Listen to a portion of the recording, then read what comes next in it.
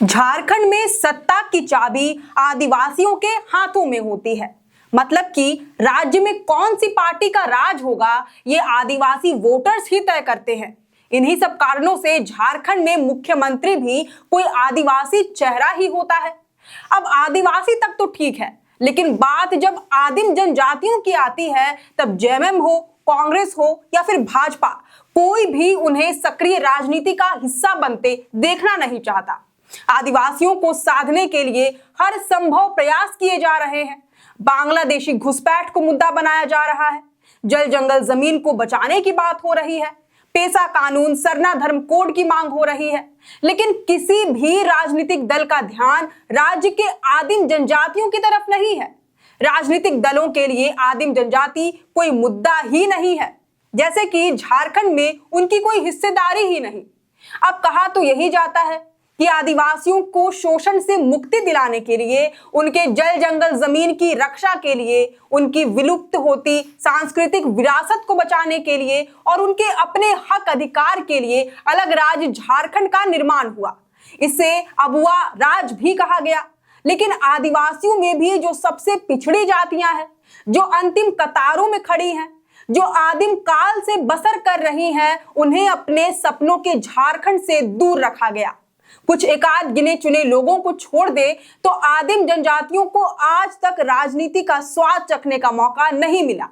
इस बार के चुनाव में तो किसी भी प्रमुख पार्टी, मसलन भाजपा, जेएमएम या कांग्रेस, किसी ने भी इन्हें विधानसभा चुनाव में अपना उम्मीदवार नहीं बनाया।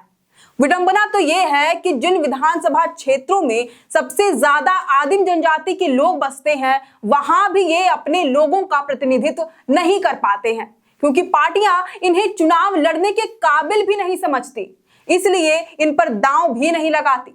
लोकसभा चुनाव में तो आज तक आदिम जनजाति के किसी भी व्यक्ति को टिकट नहीं दिया गया है। 1951 से पहले होने वाले लोकसभा चुनाव से लेकर आज तक आदिम जनजाति के किसी भी व्यक्ति को टिकट नहीं दिया गया।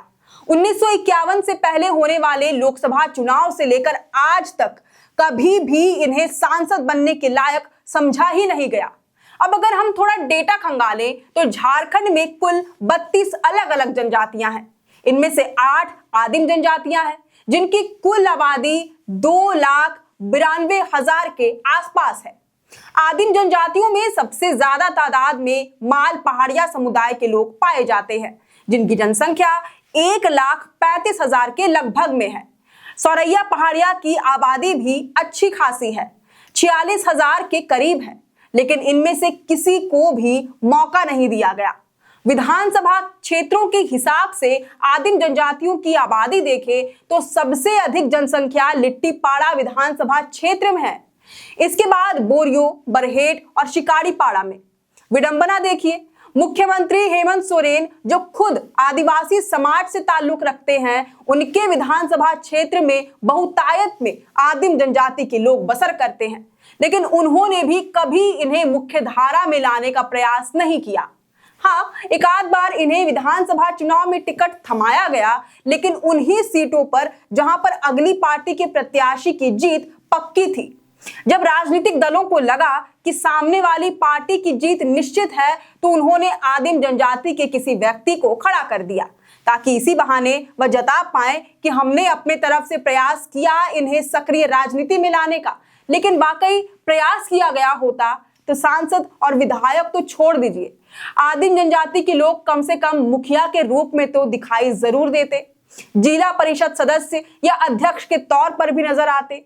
लेकिन ऐसा एक भी उदाहरण नहीं है। वैसे इस रिपोर्ट पर आपकी क्या राय है, ये हमें कमेंट करके जरूर बताएं। अगर आपको ये वीडियो पसंद आया हो तो इसे जरूर से लाइक और शेयर करें। हमारे चैनल लोकतंत्र 19 को फेसबुक पर फॉलो और यूट्यूब पर सब्सक्राइब करना ना भूलें। हमारा एक और चैनल है द ग्राम सभा, उसे भी जरूर से फॉलो और सब्सक्राइब कर लें। फिलहाल लेते हैं अलविदा। जोहार।